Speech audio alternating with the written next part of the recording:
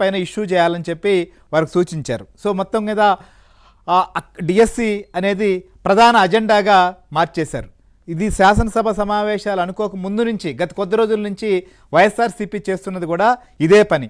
ప్రస్తుతం శాసనసభ సమావేశాల్లో శాసనసభలో మెగా డిఎస్సి పైన సుదీర్ఘంగా కన్సర్న్ మినిస్టర్ నారా లోకేష్ డీటెయిల్డ్గా చెప్పారు.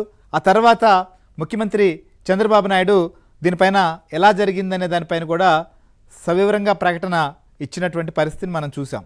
సో ఈ అంశంలో మొదటి నుంచి కూడా అనేక సమస్యలను అనేక సవాళ్లు ఎదురయ్యేలాగా ఏదో ఒక రకంగా అడ్డుపడేటువంటి ప్రయత్నాలు అనేకం జరిగిన కోర్టులకు వెళ్ళి మెగా డిఎస్సి నిర్వహించామనేటువంటిది ప్రభుత్వం చాలా క్లియర్గా చెప్తున్న మాట.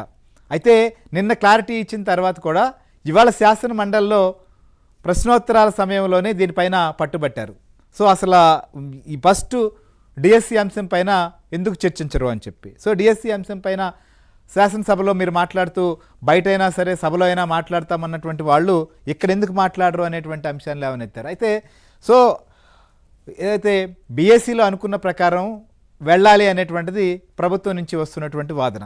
సో అక్కడ చర్చించేదానికి సిద్ధమైనప్పటికీ ప్రయారిటీ ప్రకారం అన్ని అంశాలపైన ఇటు డిఎస్సీనే కాదు, గతంలో వైఎస్ఆర్సీపీ అధికారంలో ఉన్నప్పుడు నిర్వహించిన గ్రూప్ 1 పరీక్షల వ్యవహారం, ప్రశ్నాపత్రాలు దిద్దడంలో జరిగినటువంటి అనేక అంశాలపైన కూడా డిస్కషన్ చేద్దామనేది ప్రభుత్వ నిర్ణయం. అయితే మొత్తానికి ఈరోజు సభ ఎంతసేపటికి కూడా మొత్తం పోడియం చుట్టుముట్టడం, సభ్యులు రావడం, అక్కడ నినాదాలు చేయడం, సభను వాయిదాలు వేసుకుంటూ వెళ్ళిపోయిన పరిస్థితి. తర్వాత బీఎస్సీ వరకు వెళ్ళినా అది అక్కడ కూడా ఏది తేలకుండానే 2 రోజుల పాటు శాసన మండలిలో వైసీపీ ఇదే వ్యవహార తీరుని కొనసాగించింది. ఇంకోవైపు మనం చూస్తున్నాం శాసనసభలో కూడా ఇటు డిఎస్సీ పైన నేను చర్చించారు.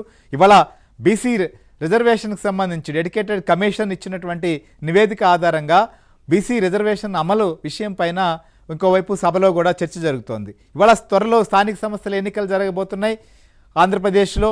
దీంట్లో రిజర్వేషన్లు ఏ విధంగా కేటాయించాలి అనే దానిపైన కూడా ప్రభుత్వం ఇవాళ కీలక నిర్ణయం ఏదైతే సభలో ఓవరాల్గా ఉన్నటువంటి పరిస్థితులు, రాజ్యాంగం ప్రకారం మనకు ఉన్నటువంటి పరిమితులు ఏంటి, సో ప్రస్తుతం కమిషన్ ఇచ్చినటువంటి సూచన ఏంటి, గ్రామీణ ప్రాంతాల్లో ఎలా అమలు చేయాలి, పట్టణ ప్రాంతాల్లో ఎంత బీసీ రిజర్వేషన్లు ఇవ్వాలనేటువంటి ముఖ్యమైనటువంటి చర్చ జరుగుతున్న టైంలో కూడా శాసనసభలో అయితే సభ్యులు లేరు వైసీపీ. ఇక మండలిలో చూస్తే జరగనివ్వని పరిస్థితి. మండలిలో ఈరోజు ఒకవైపు నిన్న ఇష్యూ అయింది, ఇవాళ కూడా సేమ్ ఇదే అంశాన్ని రిపీట్ చేశారు.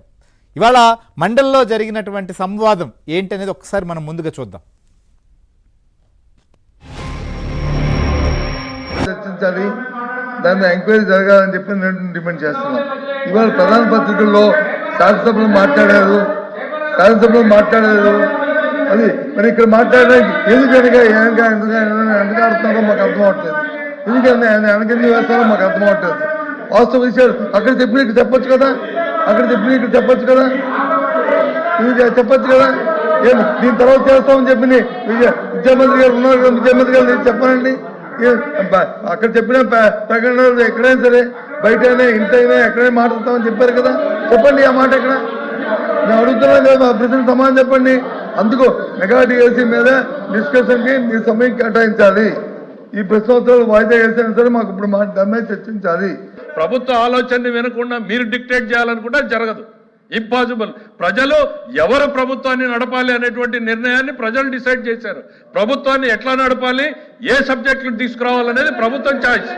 దయచేసి మీరు అనుకున్నట్టు సభ జరగదు అన్న విషయాన్ని మీరు గుర్తుపెట్టుకోవాలి. ఇక్కడ we are here to discuss about the DSC.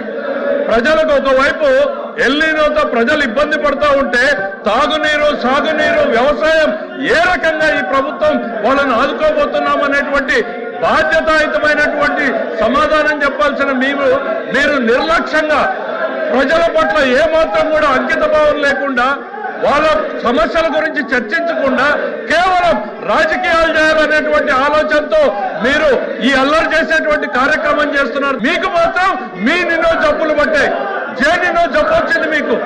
Me agenda మీకు తప్ప ప్రజల అజెండా మీకు అవసరం లేదు అధ్యక్ష. దిస్ గవర్నమెంట్ ఇస్ కన్సర్న్ అధ్యక్ష. ప్రజల అజెండానే మా అజెండా. రైట్, ఇది చాలా క్లియర్గా సభలోనైనా బయటైనా చర్చించేదానికి ఎక్కడ వెనక్కిపోవటం లేదనేది ప్రభుత్వం చెప్తున్నప్పటికీ కూడా ఇప్పుడే ఈ క్షణమే మేము చెప్పినట్లుగానే జరగాలనేది వైసీపీ వైఖరి మాదిరిగా స్పష్టంగా కనిపిస్తోంది. దీంతోనే సభ వాయిదాల పర్వంతో కొనసాగింది. చివరికి ఎలాంటి చర్చ జరగకుండానే రెండో రోజు కూడా కంప్లీట్ అయినటువంటి పరిస్థితి. ఇక మిగిలినటువంటి రోజుల్లో కూడా అంటే వైసీపీ ఎలా అయినా సరే ఈ డిఎస్సి అంశాన్ని ఇష్యూగా చూపించి సభని జరపకుండా చూడాలనేది మొదటి నుంచి ప్లాన్ చేసినట్టుగా అర్థమవుతుంది. ఆ రకంగానే వాళ్ళు ముందుకెళ్తున్నారా?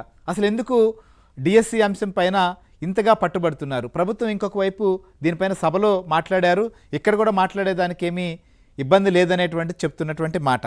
అయినప్పటికీ వీరు ఏ విధంగా జరపాలనుకుంటున్నారు ఏంటి? అసలు మొత్తం ఇవాళ వైసీపీ వ్యవహరించిన విధానం ఏంటి? అక్కడ ప్రభుత్వం తరపున మంత్రులు కావచ్చు, సభ్యులు, ఇటు కూటమి సంబంధించినటువంటి వారు ఏ రకంగా రియాక్ట్ అయ్యారు అన్నిటి మీద కూడా విశ్లేషణ అందించేందుకు సాంబశివరావు కూడా మనతో పాటు లైవ్లో సిద్ధంగా ఉన్నారు. Good evening Sambasivarao.